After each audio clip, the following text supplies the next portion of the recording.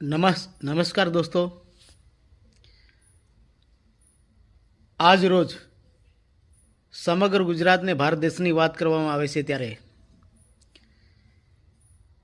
માન્ય અરવિંદ કેજરીવાલજી, જેઓને માન્ય સુપ્રીમ કોર્ટ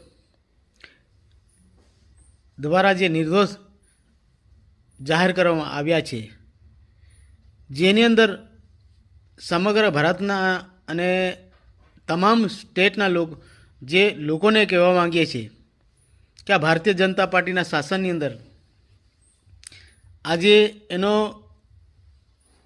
ખુલ્લેઆમ જાહેરમાં ખબર પડી છે કે તમે ખોટું ને સાચું શું છે। આજે દેશના હિતની અંદર વાત થઈ રહી છે, સમગ્ર ભારતની હિતના અંદર વાત થઈ રહી છે, ત્યારે આજે અરવિંદ કેજરીવાલ જે આખા પૂરા ભારતની અંદર લડી રહ્યા છે, ત્યારે એમની અને દેશની અંદર સાચા માણસના હિતમાં જ્યારે ન્યાય લેવાતો હોય ત્યારે ખુશીની વાત છે।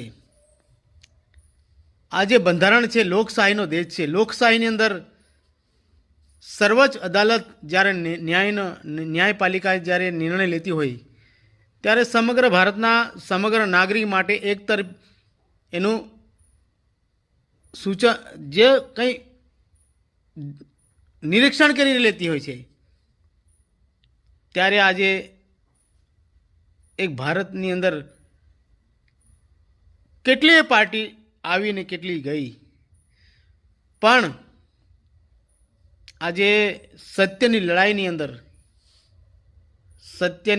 અંદર આજે અરવિંદ કેજરીવાલની આજે ઈડીની વાત છે। ઈડી કંઈ બારોબાર તો બની નથી। લોકશાહીના દેશની અંદર આજે ઈડી જેવી સંસ્થાઓ બનતી હોય છે, બંધારણના ઢબે બનતી હોય છે, તો બંધારણનું નિયમ મુજબ આજે સર્વોચ્ચ અદાલત જ્યારે નિર્ણય લેતી હોય અને ત્યારે જ ત્યાં જીત થતી હોય, તો સમગ્ર ભારતના લોકશાહીના હિત માટે આજે નિર્ણય લેવાયો છે, એમાં કોઈ શંકાનું સ્થાન નથી। સમગ્ર ગુજરાત અને ભારત દેશની જનતાને એક જ વાત છે કે ભાઈ આ ખોટું તે ખોટું ને સાચું એની આજે જય થયો છે। તો અમે કહેવા માંગીએ છીએ, એક વિપક્ષ નેતા કહો તે માનો તોય ચાલે અને સામાજિક કહો તોય ચાલે,